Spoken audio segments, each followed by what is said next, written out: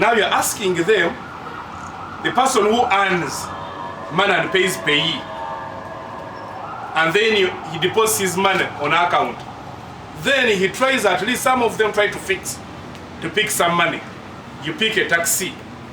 And even on that money that is in the account, there is a tax. Then, now on every withdrawal, you're asking me to pay another tax. Then even after paying that tax, I pick that money to go in a shop and buy a product, a bottle of soda, I'll find another tax. So how many taxes must a Ugandan pay? Because you see, in a country to develop, you must make sure that people will remain with enough what we call disposable income to have a good life.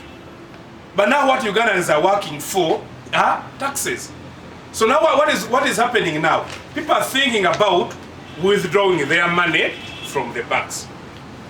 And what does that mean? Because I don't know. The people who think for this country, we call them one-way thinkers. They think of where they want to go, they don't think about the repercussions. First of all, credit is going to reduce. So when the money reduces in the banks, it means that even those who want to go and do business, will not find money. The little that will be there, the interest rate will do what? Will go high. So now when the interest rates go high, there will be inflation. The other factor that we will see, eventually, investment will reduce. Because nobody will come in a country where there is no money. Other banks will close because most of the banks here are foreign banks. The bank like Centenary, which eventually had started as a Serude, rural development bank, eventually will have to close some of the branches. So the gentlemen running our economy,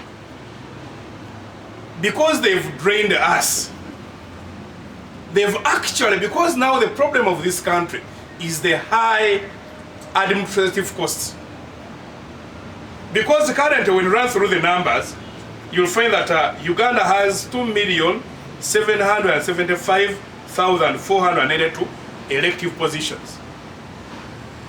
Over 2 million leaders loitering in this country. Whenever you see someone tells I am a councillor, I am this, even whoever, I am an MP, I am a district what, something. That tells you per capita, every 160 Ugandans have a politician.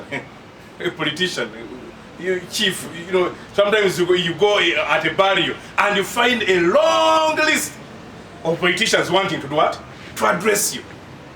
But when you go, how many, when you look at the doctors we have, one doctor, the ratio is 1 to 12,000.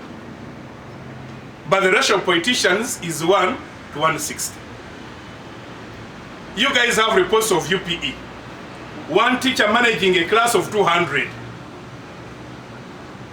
Policemen, one policeman, 759 civilians.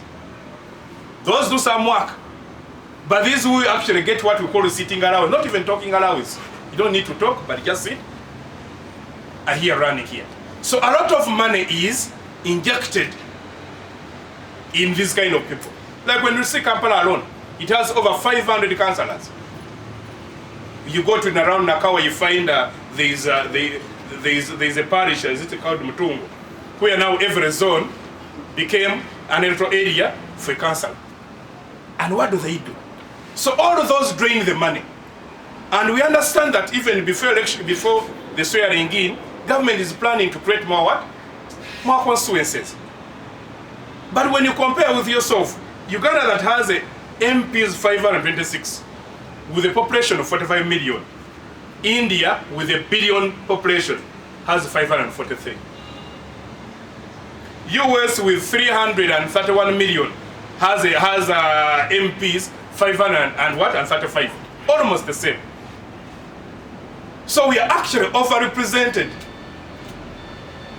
The right thing to do not to tax Ugandans would reduce the administrative costs. You go in the district, there is a chairman. After a chairman, he has another district doing almost the same job. He has a district. He has here, there is another office there, there is a cow. About 5 people doing the same what? Doing the same job. And who pays? It's you. Now, when they fail to get the money, they said, how do we get the money? We have seen people having some accounts in the banks, and they always try to do some withdrawal. Can't we tax that? Because they will say 0.5, because when you see there later, they are talking about the 0.5. So whenever you go and pick, I know most of you, your money is paid in what? In banks. So you're going to see either people negotiating with their bosses to pay them in cash. And you're going to see government forcing every kind of payment to be paid through the what? Through the bank. I think this is a tax that Ugandans must rise up and do what? And reject. We are mobilizing Ugandans to rise up and reject this kind of tax. Because we are paying many, many taxes, but the dividend is zero.